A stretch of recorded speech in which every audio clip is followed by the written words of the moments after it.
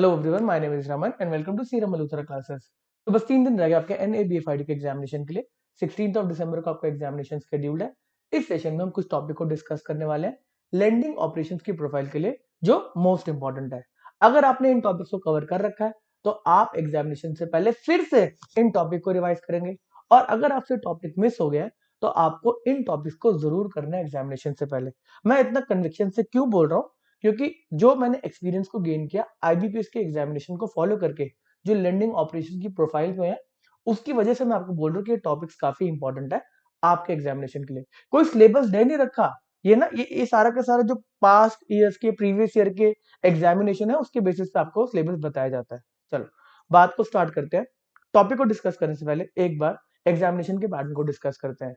आपका एक एग्जाम होगा, ऑब्जेक्टिव टाइप एग्जामिनेशन है, जिसमें 2 सेक्शन है। एक में आपका रीजनिंग, क्वांट्स, इंग्लिश, डीआई के ऊपर क्वेश्चन आएंगे। 40 क्वेश्चन आने वाले, 1 मार्क्स ईच, 40 मार्क्स हो गए।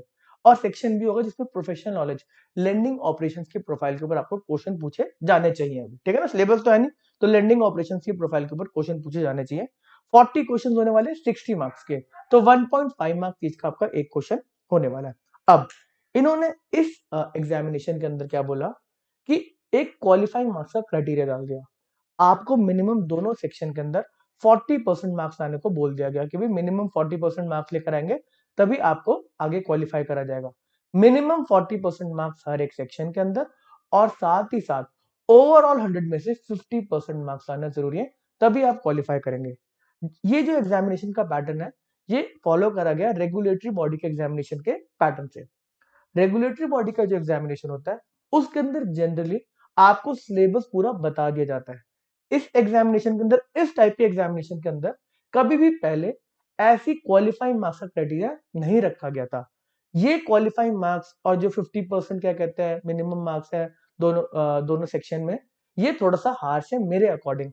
काफी सारे स्टूडेंट्स इस क्या कहते हैं क्वालिफाइंग मार्क्स का जो परसेंटेज है उसको पार नहीं कर पाएंगे, क्योंकि एग्जामिनेशन का जो लेवल है वो पहले कभी भी इजी नहीं रहा है। प्रोफेशनल नॉलेज की मैं बात कर रहा हूँ, ठीक है ना। क्या पता आपका सेक्शन ए बढ़िया से निकल जाए, बट सेक्शन बी के अंदर आपको थोड़ी सी हीट फील होगी।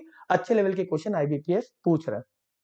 मैं डीमोटिवेट करने के लिए नहीं है आपको, मैं लास्ट 3 दिन के लिए आपको थोड़ा सा मोटिवेट कर रहा हूँ कि आपको प्रोफेशनल नॉलेज को थोड़ा सा क्या कहते हैं इंपॉर्टेंस देना जरूरी है अगर आपको इस एग्जाम को क्लियर करना है, इंटरव्यू तक जाना है। चलो सर आप टॉपिक बताओ, फालतू की बात मत करो, थोड़ा टॉपिक बताओ कि क्या क्या हमें पढ़ना चाहिए। मोस्ट इंपॉर्टेंट टॉपिक की अगर बात करें तो मैंने बड़ा सारे आपको पहले मॉड्यूल्स बताए थे कि ये मॉड्यूल्स है, इनमें इतने टॉपिक है, सारे के सारे पढ़ के जाने हैं। आज के दिन पे सारी बातें रखो साइड पे, एग्जामिनेशन के लिए आप बस ये टॉपिक को रिवाइज करेंगे, पढ़ेंगे, अगले 3 दिन बस यही करना है। सबसे पहला टॉपिक जो मोस्ट इंपॉर्टेंट टॉपिक है वो है रेशियो एनालिसिस। रेशियो एनालिसिस को अच्छे से समझने के लिए आपको शेड्यूल 3 समझ में आना चाहिए, तब इन दोनों को साथ में लिखा गया है। अभी एग्जामिनेशन हुआ एग्जिम बैंक का, और आपका डिस्क्रिप्टिव टाइप का एग्जामिनेशन था। 5 क्वेश्चन पूछे गए थे।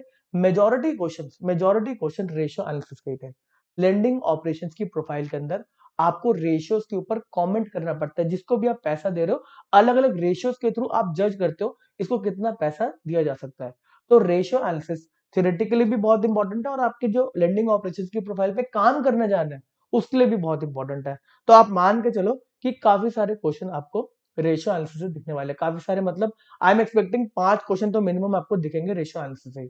तो रेशियो एनालिसिस को पक्का करने के लिए शेड्यूल 3 को पहले पढ़ेंगे, और फिर रेशियो एनालिसिस के अंदर हर एक टाइप की रेशियो, चाहे प्रॉफिटेबिलिटी और टर्नओवर रेशियो, सॉल्वेंसी रेशियो, सारी की सारी ढंग से पढ़ के जाएंगे, रिवाइज भी करके जाएंगे। चलो अगला पार्ट आता है थोड़ा सा फाइनेंस के रिलेटेड। अगर फाइनेंस के रिलेटेड मैं आपको बोलूं एक टॉपिक जो बहुत बड़ा और बहुत इंपॉर्टेंट है, वो है इंडियन फाइनेंशियल सिस्टम। अभी इंडियन फाइनेंशियल सिस्टम पढ़ाने का तरीका सबका अलग है।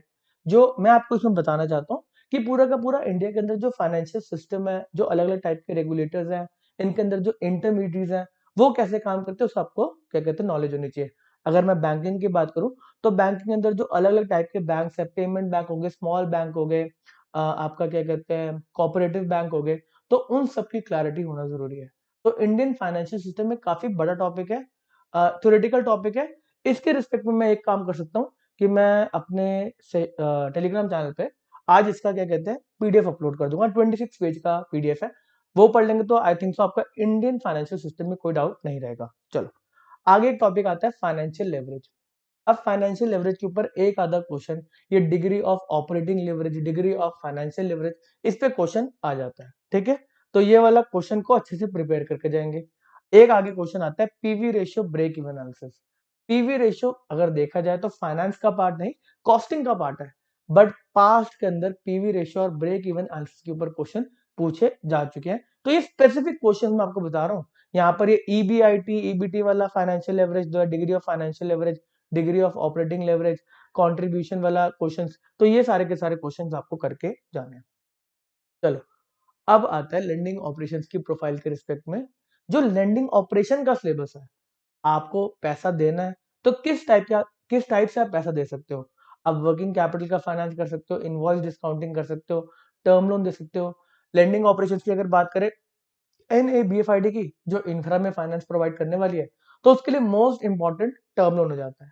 सर, ये टर्म लोन ही देना चाहिए ना इंफ्रा वालों को, ये वर्किंग कैपिटल तो नहीं देते होंगे। किसने बोल दिया? ये वर्किंग कैपिटल भी दे सकते हैं, कुछ ना कुछ रिस्ट्रिक्शन है बट वो भी दे सकते हैं। तो आपको सब की सब fund based and non fund based limit के बारे में नॉलेज, इसके ऊपर जो आरबीआई के गाइडलाइंस है वो डिटेल में पता होना चाहिए। हमने इनको डायरेक्टली आरबीआई के मास्टर सर्कुलर से कवर करा है। मोस्ट इंपॉर्टेंट एक्सपोर्ट फाइनेंस, जो कहोगे क्या सर क्या इंपॉर्टेंट है, इसके ऊपर क्या क्वेश्चन आएगा, हम कौन सा इंफ्रा में एक्सपोर्ट कर रहे हैं, बट एक्सपोर्ट फाइनेंस के रिस्पेक्ट में काफी क्वेश्चन पूछे जा चुके हैं आईबीपीएस के एग्जामिनेशन के अंदर। ठीक है ना। ऐसे अगर लेटर ऑफ क्रेडिट की मैं बात करूं, तो ये इनलाइन लेटर ऑफ क्रेडिट काफी इंपॉर्टेंट टॉपिक हो सकता है लैंडिंग ऑपरेशंस के लिए। लेटर ऑफ क्रेडिट के अंदर जो इंटरनेशनल डॉक्यूमेंट है यूसीपीडीसी, उसके ऊपर भी क्वेश्चन पूछे जा चुके हैं एग्जामिनेशन के अंदर। तो ये सारे के सारे टॉपिक आपकी प्रोफाइल के लिए डायरेक्टली रिलेटेड है, तो इन सबको पढ़ना जरूरी है, एक बार पढ़ के जाएंगे। चलो, अगला टॉपिक आता है मास्टर्स, जो बड़े बड़े सर्कुलर्स हैं उसके अंदर सिर्फ दो circulars, IRAC norms, income recognition and asset classification, income को कैसे रिकॉग्नाइज करना है, असेट्स की क्लासिफिकेशन अगर बात करें, डाउटफुल है, स्टैंडर्ड है, सब स्टैंडर्ड है, तो उसकी क्लासिफिकेशन कब होती है, क्या होती है। और बड़े सारे इसके अंदर इजी नहीं है कि मतलब सिर्फ दो तीन पार्ट लिखा हुआ है, बहुत बड़ा ये आईआरएक नॉर्म्स है जिसके अंदर अलग अलग कंडीशंस के ऊपर क्लासिफिकेशन करी जाती है, बड़ी अलग अलग बातें हैं, तो वो सारी बातें आपको पढ़नी जरूरी है। साथ में प्रायोरिटी सेक्टर लेंडिंग, हर एग्जामिनेशन के अंदर प्रायोरिटी सेक्टर लेंडिंग के ऊपर क्वेश्चन है, क्या प्रायोरिटी सेक्टर में क्लासिफाइड है, कितना परसेंटेज तक आपको पैसा देना है, तब वो पीएसएल में क्लासिफाई होगा, पीएसएल के सर्टिफिकेट्स के ऊपर है, और सारी की सारी कंडीशन। अब इस पर्टिकुलर मॉड्यूल की अगर मैं बात करूं तो इसमें हमने बड़े सारे एक्ट लिखे होते हैं, नेगोशिएबल इंस्ट्रूमेंट एक्ट हो गया, पेमेंट एंड सेटलमेंट सिस्टम का एक्ट हो गया, वो सारे के सारे एक्ट इंपॉर्टेंट है।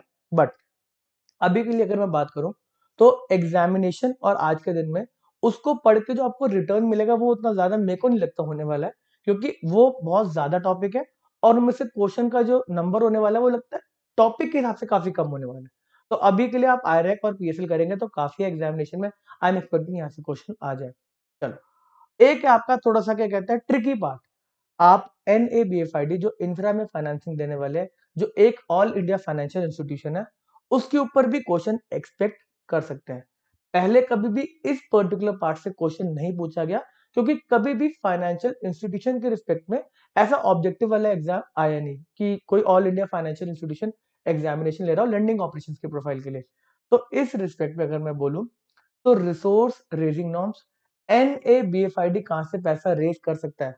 अभी जो एग्जिम बैंक का भी एग्जामिनेशन है वो डिस्क्रिप्टिव टाइप का एग्जामिनेशन था, तो उसके अंदर ये इस टॉपिक से कोई क्वेश्चन आया नहीं है, बट आपके एग्जामिनेशन के लिए इंपॉर्टेंट मेरे को लगता है कि है।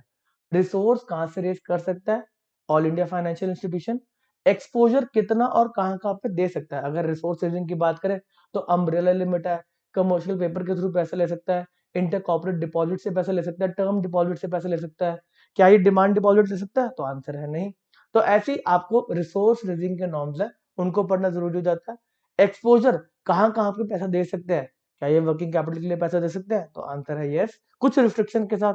क्या और किसी जगह ये पैसा का इनका क्या कहते हैं लिमिटेशंस वगैरह लगा रखी है? तो वो सारी की सारी बातें एक्सपोजर नॉर्म्स में लिखी हुई है। क्या वेंचर कैपिटल फंड को पैसा दे सकते हैं? तो आंसर है हाँ जी दे सकते हैं, बट कुछ परसेंटेज सेट है, 30% परसेंट इन्होंने लगा रखा है कि उससे ज्यादा नहीं हो सकता। तो वो सारी बातें एक्सपोजर नॉर्म्स में है। साथ ही साथ एनबीएफसी की अगर बात करें तो दो एनबीएफसी आपके इंफ्रा के रिलेवेंट है, जो है infra debt fund and infra financing company. इसके रिस्पेक्ट में मैं लेक्चर ऑलरेडी यूट्यूब पे डाल चुका हूँ, आप उसको भी एक बार पढ़ सकते हैं। इन सब के साथ एक टॉपिक आता है मिर्च मसाला लगा के, जहां से क्वेश्चन आते रहते हैं, वो है लास्ट 6 मंथ्स के आरबीआई के सर्कुलर्स। मैंने काफी ज्यादा सर्कुलर्स की वीडियो डाल चुका हूँ, सितंबर तक के सर्कुलर्स आ चुके हैं। अक्टूबर और नवंबर के सर्कुलर के आपके क्या कहते हैं पीडीएफ और लेक्चर्स वो यूट्यूब पे आ जाएंगे। आप अगर इतना पढ़ लेंगे अभी लास्ट के 3 दिन में रिवाइज कर लेंगे, मैं पढ़ने की बात तो नहीं कर रहा, आई होप आपने काफी सारी बातें इसमें से पढ़ रखी हो, कुछ ही टॉपिक हो जो आपके लिए नए हो, वो ये सारे टॉपिक्स आप पढ़ लेंगे, रिवाइज कर लेंगे, तो आई एम एक्सपेक्टिंग आपका एग्जामिनेशन एक अच्छे लेवल पे जा सकता है। अगर आपको कोई भी डाउट आ रहा होगा इस रिस्पेक्ट में कि सर अभी ये वाला टॉपिक नहीं हो रहा या फिर कुछ समझ में नहीं आ रहा, तो आप मेरे को टेक्स्ट ड्रॉप कर सकते हैं मेरी एप्लीकेशन पे जाके। नेक्स्ट 3 डेज सिर्फ मतलब एनएबीएफआईडी के एग्जामिनेशन वालों के लिए ही अभी रोके पड़े कि उन्हीं के साथ हम डिस्कशन करेंगे। मॉक टेस्ट जो 1 है प्रोफेशनल नॉलेज के ऊपर, वो कल लाइव चला गया था। जो मॉक टेस्ट 2 है प्रोफेशनल नॉलेज के ऊपर, वो कल दोपहर तक लाइव चला जाएगा आपके क्या कहते हैं कोर्सेज के अंदर। ठीक है ना? आपको अगर कोई डाउट आता है तो आप मेरी एप्लीकेशन पे जाके चैट सेक्शन में आके मेरे को मैसेज ड्रॉप कर सकते हैं। इस सेशन को यहीं पे समाप्त करते हैं। Okay tata, bye bye.